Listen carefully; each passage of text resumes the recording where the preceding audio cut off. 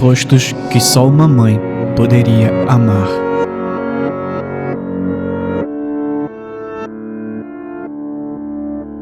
Oi, querida, eu disse quando a maçaneta girou e a porta abriu com uma lufada de ar úmido do fim da tarde. Como foi na escola hoje? Melissa entrou sem olhar para mim. Mochila largada no piso de madeira com impacto seco que ecoou pelo corredor curto, jogou os sapatos para longe em 2 chutes irritados que mostravam a energia represada. Ai, foi horrível, soltou. O ar entre nós carregou o cheiro ácido de suor ansioso e desodorante barato misturados. Como assim? Mantive a voz neutra. O que aconteceu agora? Eu já tinha recebido relatos picados nos últimos dias, mas cada volta dela trazia novas microfissuras no humor. É uma garota, a Lilian, disse num tom entre lamento e raiva contida. Ela é cruel de propósito. O modo como articulou a palavra cruel revelou aquela repetição interna, ruminação do sentimento. A expressão dela rachou e os olhos encheram de água quente. O maxilar tentou segurar, falhou. E as lágrimas escorreram em linhas rápidas pela pele corada do esforço para não quebrar antes de entrar. Meu peito recalibrou em resposta. Reconheci padrões de sofrimento social humano que eu já havia catalogado em outras localidades, mas a intensidade sempre me empurrava para uma forma de reação protetora pouco discreta. Controlei. Ela disse que eu era gorda e feia, me humilhou na frente de todo mundo. A frase veio fragmentada, respiração invertida, soluços interrompendo vogais.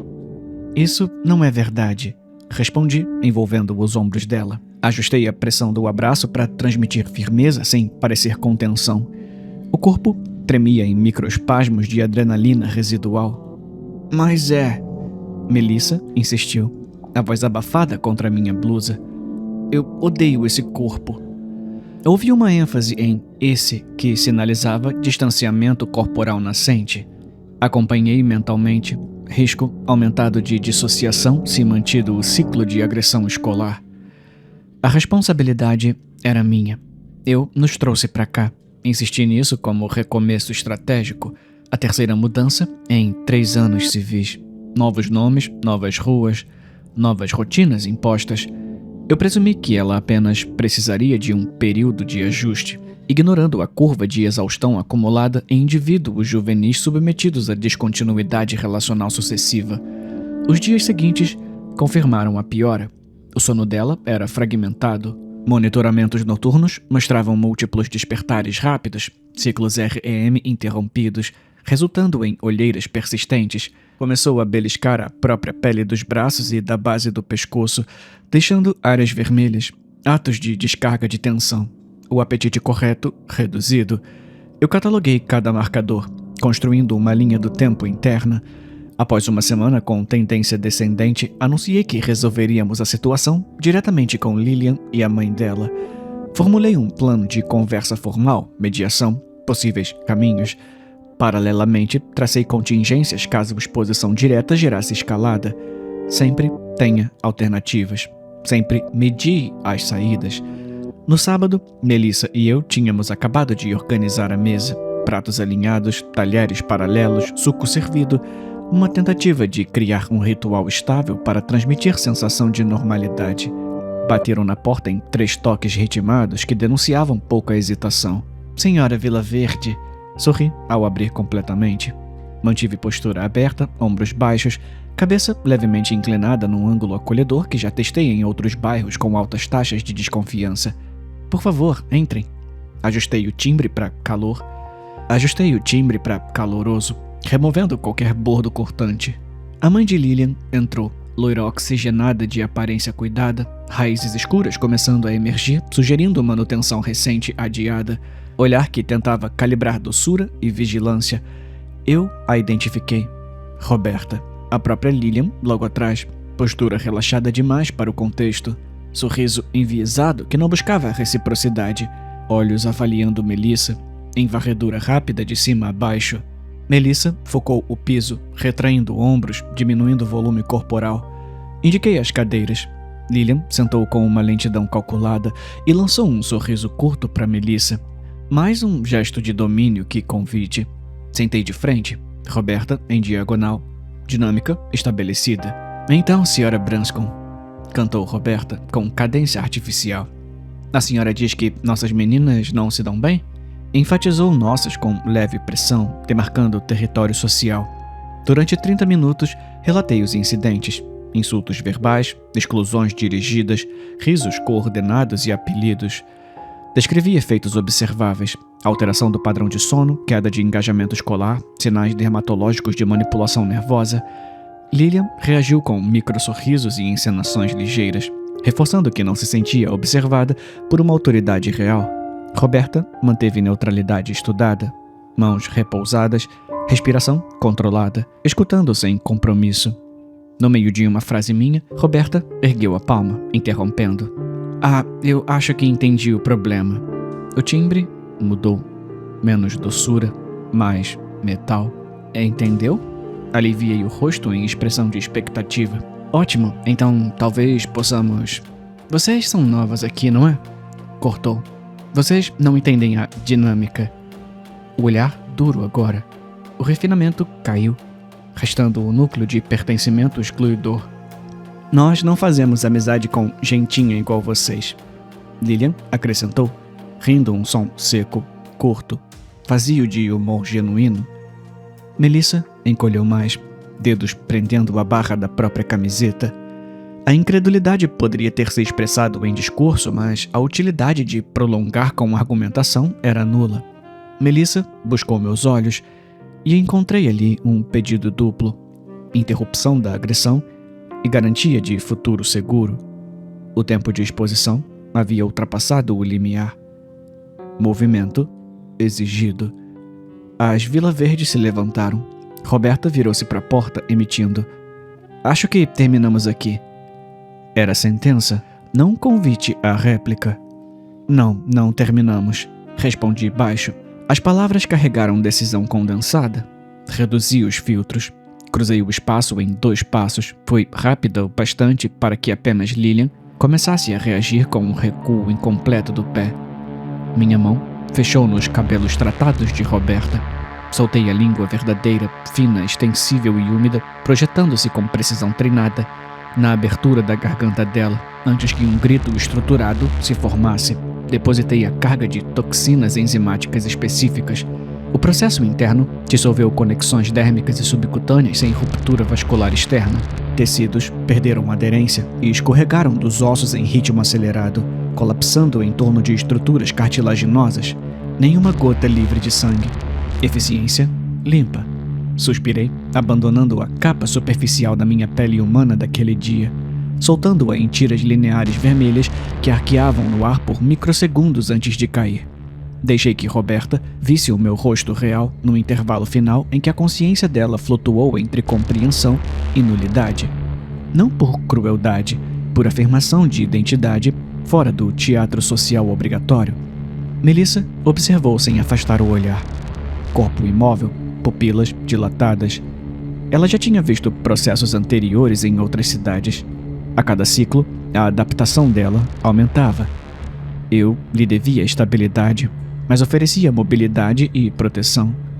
Era o que tinha. Quando finalizei a incorporação, reajuste músculo-esquelético, reconfiguração de pigmentos, absorção de traços, alinhamento vocal, escaneamento de microgestos, assumi Roberta sem ruído.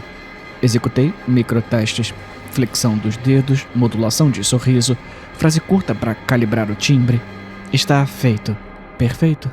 Pedi desculpas a Melissa por mais uma mudança inevitável.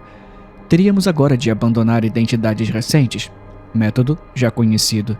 Empacotar pouco, desaparecer antes de investigações iniciais, surgir adiante sob novo arranjo familiar.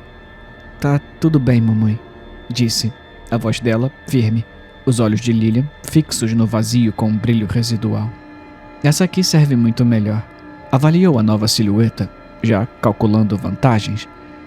Acesso social ampliado, rede de contatos pronta para manipulação, inteligência adaptativa elevada para a idade aparente. Eu me inclinei sobre um monte de tecidos e plástico e encontrei um molho de chaves de carro. Balancei-o no ar, confirmando o som metálico. Tudo bem, vamos para casa. Eu declarei.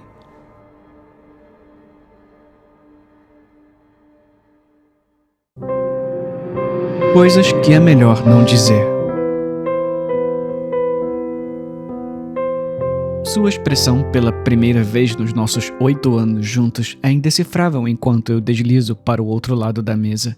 Você não sorri, não desvia os olhos, apenas me encara com uma frieza silenciosa que parece pesar toneladas. Percebo tristeza, arrependimento. Há algo mais ali também, algo que não sei nomear. Um lampejo breve entre a raiva e a renúncia. Talvez dor, talvez só cansaço. Tudo em você parece suspenso, à beira de um precipício emocional. Desculpa o atraso, eu fiquei presa no trabalho, então... A minha voz é baixa, quase hesitante. Esfrego a nuca, fazendo contato visual intencionalmente com as flores artificiais na mesa em vez de você. Tinha 2 faixas bloqueadas, foi uma coisa. Aí toda essa confusão. Minhas palavras tropeçam, desajeitadas, e minha voz se perde quando meu telefone toca. Um toque agudo, destoando da melancolia pesada da nossa atmosfera. Olho para a tela, seus olhos piscam para ela também, e mando para o correio de voz.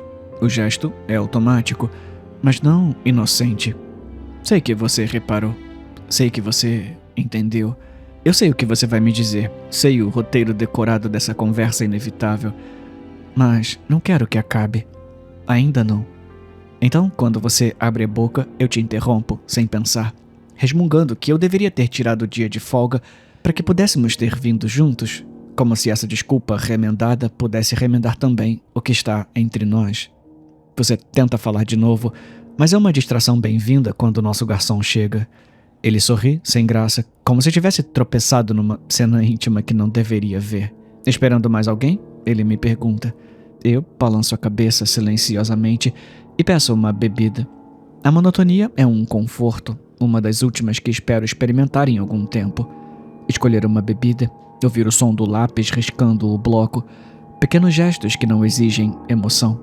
Fingir que está tudo bem parece errado, mas o que quer que esteja acontecendo conosco agora é tão frágil que pretendo me agarrar à fachada de normalidade pelo máximo de tempo possível. Como se a encenação pudesse adiar o colapso real. Como se manter a pose fosse salvar o que sobrou. Meu telefone toca novamente.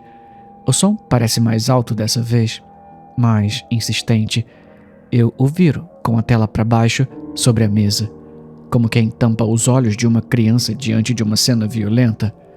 Eu me pergunto por que vim aqui esta noite. Por que, mesmo depois de tudo, calcei os sapatos, encarei o trânsito e atravessei a cidade. Acho que algo em mim se agarrou à ideia absurda de que, apesar de tudo, você estaria aqui, me esperando, como sempre fez. Você coloca sua mão sobre a minha, e é como se o tempo parasse. Seu toque é quente, mas seus dedos tremem um pouco. Eu tento não reagir, mas sinto os olhos arderem. Eu sei que, quando a verdade vier à tona, não vou conseguir evitar o colapso. A realidade está acumulada dentro de mim como uma represa velha, trincada, prestes a ceder. Uma palavra sua, uma frase minha, e tudo vem abaixo. A negação é uma droga potente, especialmente quando estou sob efeito de drogas, analgésicos, calmantes, café em excesso. Minha mente gira em torno de si mesma, e tudo parece coberto por uma névoa leve, uma proteção tênue contra o insuportável. O garçom está de volta. O pedido chegou rápido demais, como se o mundo estivesse com pressa de nos empurrar para a verdade. Você está começando a desmoronar. Eu vejo o brilho da água nos seus olhos, o franzir de testa que você tenta esconder. Seu maxilar tensiona e você desvia o olhar. Sei que se abrir a boca agora, a voz não sairá. Ele pergunta se estou pronta para fazer o pedido. A minha boca se abre, mas nada sai. Mal consigo me controlar. Um nó na garganta me impede de dizer qualquer coisa que não seja um sussurro.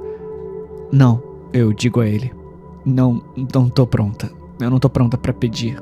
Eu não tô pronta pra engolir comida, nem verdades. Eu não tô pronta pra que minha vida desmorone. Não tô pronta pra o que deveria ter sido. E eu não tô pronta pra que nós se torne apenas eu. Ele me olha de um jeito estranho, talvez com pena. Depois nos deixa em paz. O espaço entre nós na mesa parece expandir. O telefone toca mais uma vez. Desta vez, não me assusto. Apenas encaro o aparelho como se ele fosse um animal ferido. Eu estou entorpecida, flutuando sobre o momento, querendo descer, mas sem saber como. Você deveria atender. Você sussurra, finalmente quebrando o silêncio entre nós. Sua voz é rouca, arrastada, como se tivesse atravessado quilômetros até chegar a mim. Ah, não, eu não tô pronta, eu respondo, e minha voz se parte em dois. Eu contenho um soluço e você aperta a minha mão. Aperta com força, como quem segura algo que está prestes a escapar. Você me lança um último olhar, um sorriso triste, suave, quase imperceptível, como se dissesse, tudo bem, vai. Finalmente, atendo a ligação.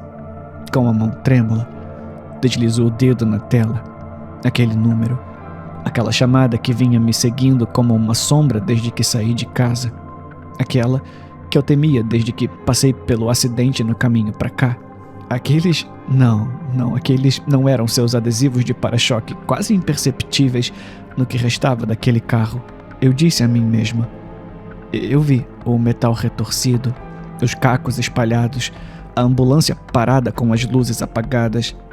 Eu vi a forma imóvel, um lençol para proteger o motorista de olhares indiscretos. A única ajuda que os paramédicos podiam oferecer naquele momento. Mas eu disse a mim mesma que não era você, que não podia ser. Você estava no restaurante, me esperando, como sempre fez. Então eu continuei dirigindo, com os olhos presos ao vazio, com o coração aos gritos e a mente em silêncio. Alô? Finalmente, sussurro para quem ligou. A minha voz quase não sai. Meu corpo inteiro dói. Senhora, estamos tentando falar com você a noite toda. Sinto muito informar. O seu marido, infelizmente, se envolveu num acidente de trânsito. O carro dele acertou em cheio um caminhão. Os paramédicos tentaram tudo o que puderam, mas ele não sobreviveu. O resto eu não entendi. As palavras se perderam num redemoinho de som e estática. A minha mente não as processou. Meu corpo gelou. Minha mão escorregou da mesa. E quando olho para cima, você sumiu.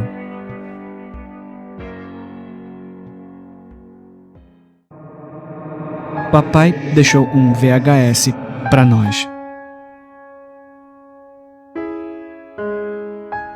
Desde que a mamãe adoeceu, eu tenho que cuidar do meu irmãozinho, Joey.